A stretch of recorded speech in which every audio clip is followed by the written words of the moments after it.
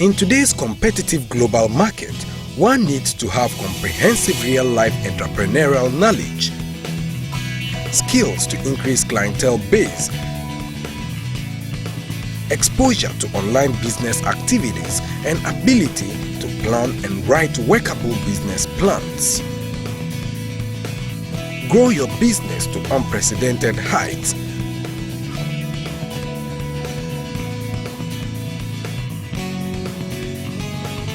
For these and other interesting growth management related solutions, watch Small to Large Enterprise TV right here on this channel.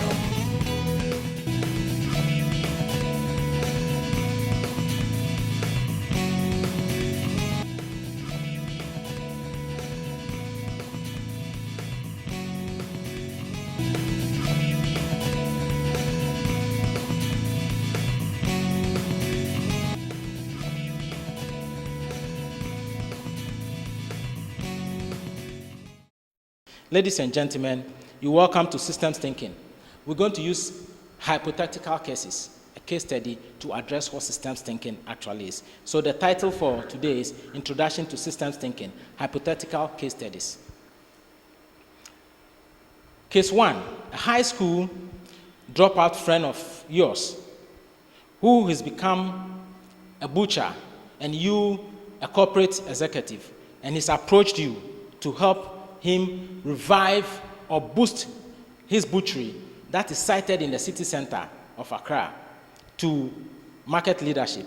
What will be some of your suggestions or plausible suggestions?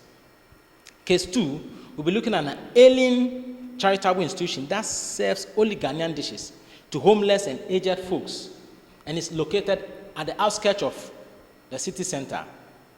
Hitherto, they were making good returns, serving their outreach, serving their populace, but inside recession, donor fatigue is set in, and they are unable to serve their catchment zone.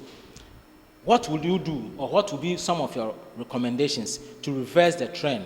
And that we will be using systems thinking.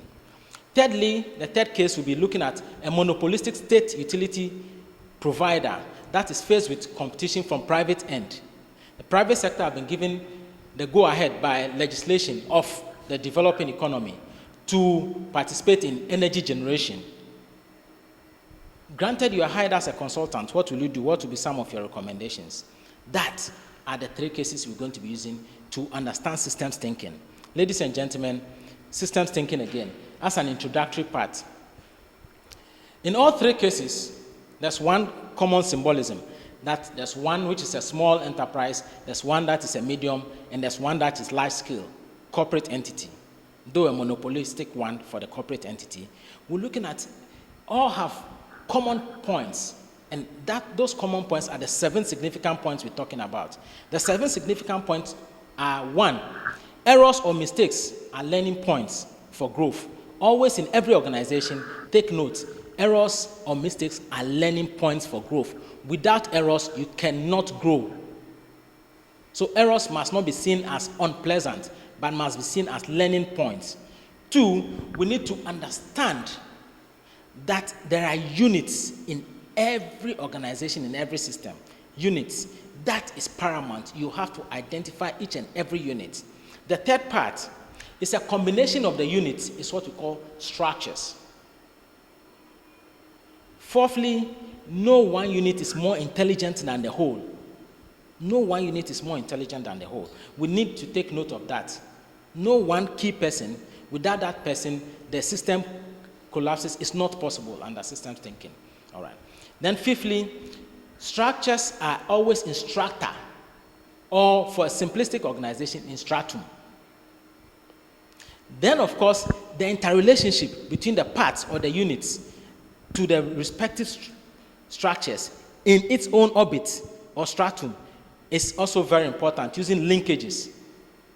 Then, of course, systems thinking, if effectively understood from the unit end to the structures and the linkages, will help solve organizational problems, help build teams, and of course, ultimately what? Maximize returns of the goal of the organization. Inferring from the earlier mentioned 7 significant points of systems thinking, we would have to rethink of the way we manage our organizations. Rethinking it is based on these 7 significant points. Simply put, systems thinking is the science of understanding the whole organization by identifying the various units that, when effectively combined, would lead to that appreciation, that interplay of structures. Then, of course, based on quality, you can then expect an end result that is measurable. This definition points to a couple of issues. One of them is team formation is dominant. You cannot operate any organization in this millennial period without building a team. So team formation is paramount. Teams are made of units. We need to appreciate that. Units are well functioning on defined quality standards. Quality cannot be taken out of it. Defined quality standards. When you combine the units, that's when we get the structures. Then, of course, we need to link structures up. That's what we need linkages for. Linkages are equally important. Then effective interaction of the structures is what we call the system. So far, up until now, we've not emphasized leadership yet. All we're doing is looking at the whole system from the unit end. All right. Under this same definition, we are able to acknowledge that change is an inherent part of it.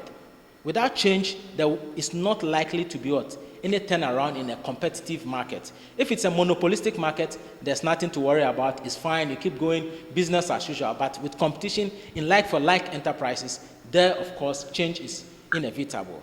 Of course, another criteria from the definition is assessment. We need to assess whatever we're doing on empirical basis. Without measurement, you cannot be certain whether where you're going, you actually have achieved what you want to achieve, or where you're going, you actually have arrived at that defined position until you assess what you're doing. Then, of course, we define that under systems thinking, and it's captured clearly with the phrase effective intertwine. That is what the system thinking definition looks at. We're looking at benchmarking. Once you're competing, you need to benchmark. You need to compare yourself with a market leader. If you don't compare yourself with a global market leader, you are likely to be a laggard. There is this saying that if you're running half as fast as the market leader, you're out of business. So you definitely need to benchmark. And that you win on quality. Define quality standards. You need to define that standards. Seng, an authority in 2004, did define systems thinking as what? A discipline for seeing wholes. It's a framework for seeing interrelations rather than things, for seeing patterns of change rather than what? Snapshot shots. Another author, in his book, The Art of Systems Thinking, looking at creativity and problem solving, did capture it in a vivid form, the definition of systems thinking, that the only way to fully understand why a complex problem occurs and persists is to understand the part in relation to the whole. Traditionally, scientific approach is isolating small parts of the system. He goes on to say what? They go on to say systems thinking is equal to taking many interactions into account. The 7 significant points have captured all that concepts, and that makes it relatively easier for us management teachers to explain concepts such as that we put not only in hypothetical cases, but at our workplace and implement for achieving goals. It's not meant for only theoretical work. For kinesthetics can also use it and achieve that same goal. Mavericks would import systems thinking into the organization, and the organizations are likely to see that anticipated growth that might have eluded them all this while, especially in the global competitive market. Seng did put it again. Today's systems thinking is needed more than ever before, because we are becoming overwhelmed by complex circumstances. Perhaps for the first time in history, humankind has the capacity to create far more information than any other time and can absorb, to foster greater interdependence that anyone can manage, and to accelerate change far faster than anyone's ability can keep pace with. That requires nothing more but team building amongst one of them. So you need to build teams in your organization. All organizations, be it small, medium, or large, must build a team. Must not just go about collecting individuals, but must look at competent individuals who have a goal to achieve. Those goals should be tailored towards organizational focus. And that is what it is. It must be based on competence and not based on nepotism. That cohesion will only come when you build team. In the first case, within the time in which we operate, the case of a consultant who is trying to look at the butchery, or a friend who is working in a corporate entity looking at the butchery, would have to look at cases in terms of building a team. You need to segment. Organizations need to what? Segment, or they need to what? Redepartmentalize their focus. One of it is this, that whilst you're departmentalizing for the butchery, which used to be a one-man butchery, would have to look at it as a department, first forming a team, identifying who are the frontline salespeople. These salespeople, frontline officers, who we rather call customer frontline personnel, must have good subject knowledge, good product knowledge of the food industry. Hitherto, it's a butchery, but you need to understand that for strategic management, the butchery is not a butchery, but it is a food industry. It is operating in a food industry. Then another core service would be factory. We're trying to establish core services and then auxiliary services. The core services, the first will be what? The frontline staff. That's the frontline sales folks. Then we have the factory. In the factory, we could have packaging, we could have cold room, we could have the spicing. These are all operatives in the factory end. Then another department will be purely quality control. Quality has to do with measurable, defined points. If it's ISO 9000 series that you're talking about, you need to define what is the standard, and whichever product, food product, what it meets, has it met the standard? And that has to be ensured. There are times that quality control department needs to be a bit more adversarial, need to be a bit more adversarial to the production end, such that the expected quality is what is met. However, systems thinking will resolve that aggression and that adversarial system, because it's an inherent posture, inherent component of systems thinking. All right. The butchery must understand that quality is the critical success factor. And it also needs to understand, too, that it is in the food industry. And 3, that it's going to operate on team basis. 4, it would have to operate globally instead of operating only in the city center, CBC. What is the theoretical framework we're building up here? Locke did come up with the triangles far back as 2007, that total quality on one side, cost on the other, time on the other, and of course people matter. People here is customers and the workers. You need to take note in figure 1.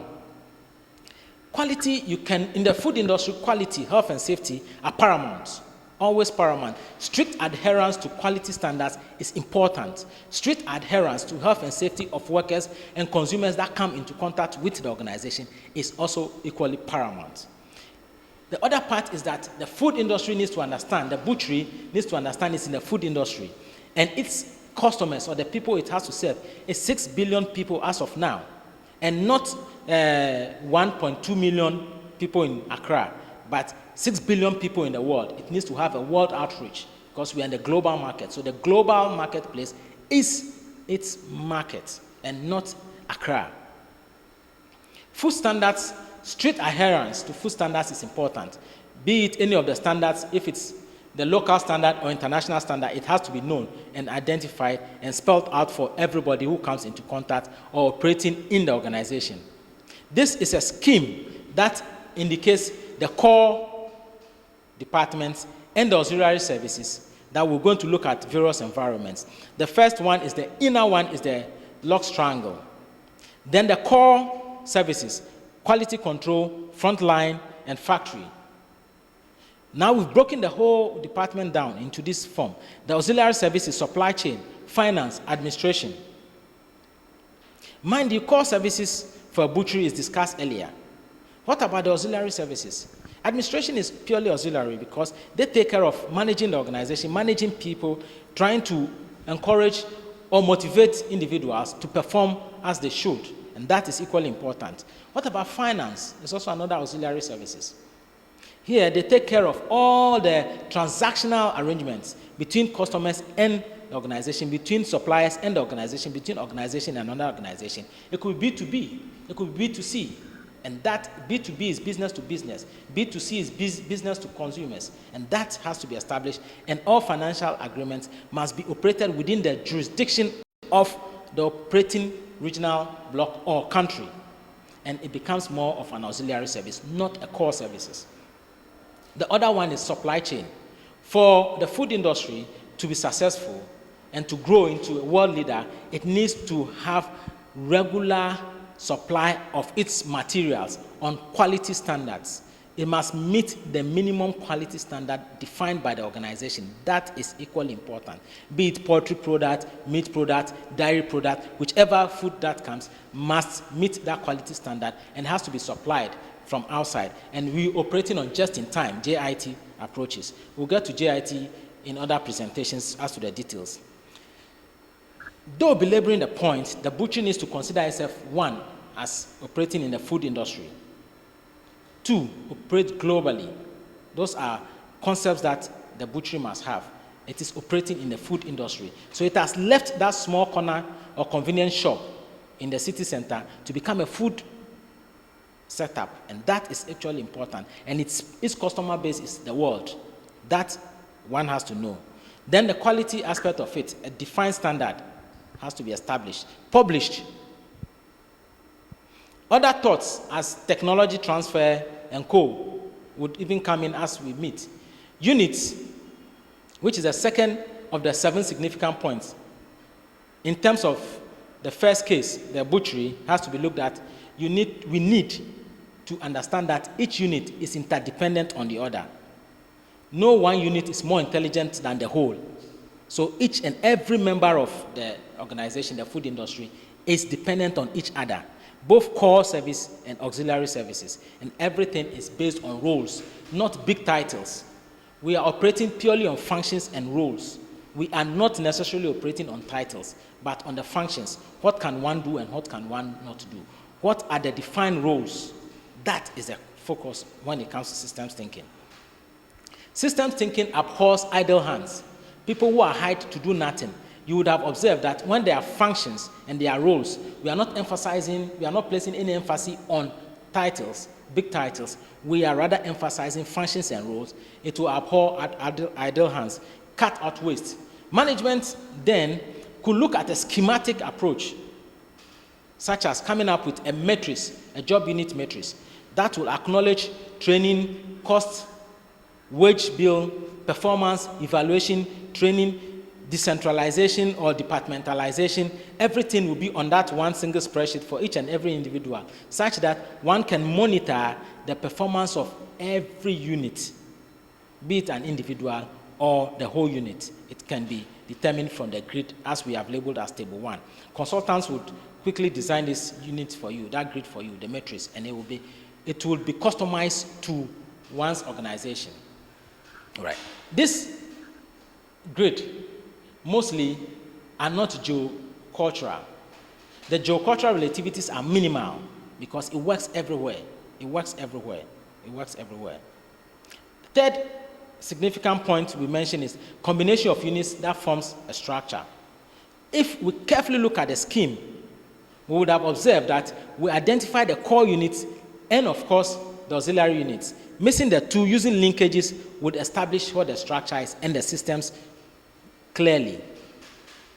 The fourth significant point, invariably, is that units are interdependent and they are always in stratum. So if you go back and you look at figure 2, see it's centric.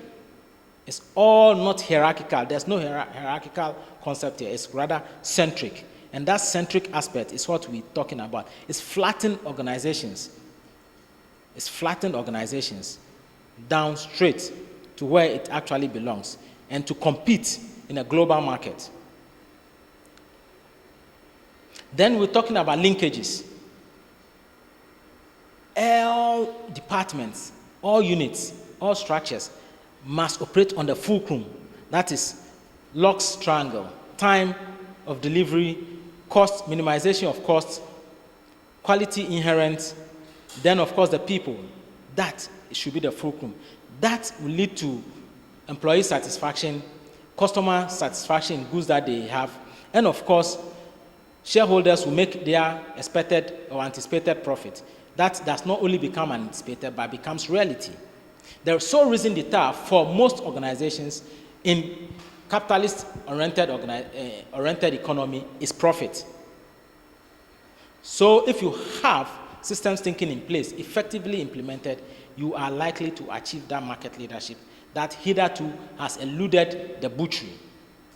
The butchery needs to understand that it is in competition, and it needs to identify the units clearly. The taxonomy of the butchery must come out. Since it is in the food industry, it has to first capture it as food. And if it's food, it can break down to what? Subunits as what? Terrestrial, food got from the terrestrial environment, then aquatic environment. Then, of course, the terrestrial, you could look at the animal food and the plant food. Aquatic, you can look at fish or animal life in water. Then, of course, seaweed. Seaweed actually is actually for medicinal purpose and ornaments and maybe for food. But then the world has not exploited much in the food, in the seaweed sector. So that is an opening that the food industry could look at. Then even if it comes on, the taxonomy continues again, further breaking down of the taxonomy. Looking at the plant end, this used to be a simple butchery, but by the time we finish system thinking, it's become a big organization. It's grown from one person butchery to a food setup. That is what in retail. Take note, it's a butchery in retail. It becomes a food industry in retail. Looking at the plant end, it could be looking at what? Plant milk. Of recent, we have soy milk. We could have other plant milk that research has shown. Then we have cow milk. Then we have goat milk. It could also be supplying vegetables. It could be looking at salads. It could be looking at cheese. Animals, it could be looking at cow meat, which is mostly from cow. Duck meat. Then chicken, poultry. Then, of course, pork. Looking at mutton, we're looking at chiffon. That should come from the animal end. Then, of course, if you look at the aquatic taxonomy, we're looking at seaweed and fish. Under seaweed, we could have that for medicinal purposes and vegetarian. Then under fish, we could have the cyst and the crust. And then, of course, the non-crust or the non-cyst. These are concepts that will expand the hitherto butchery.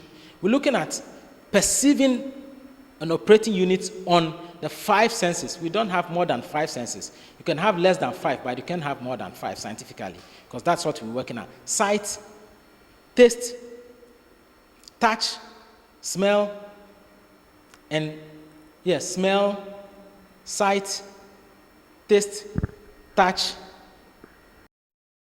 Sight, seeing the varying sample meat products in a showcase, as earlier mentioned, with a price tag is actually important. Taste, you should give consumers the chance to taste the product. If you could make nuggets, bits in a bowl and put in front of the butchery or the food industry where consumers can taste whichever sample they want, it's good. And it's even opening up to the restaurant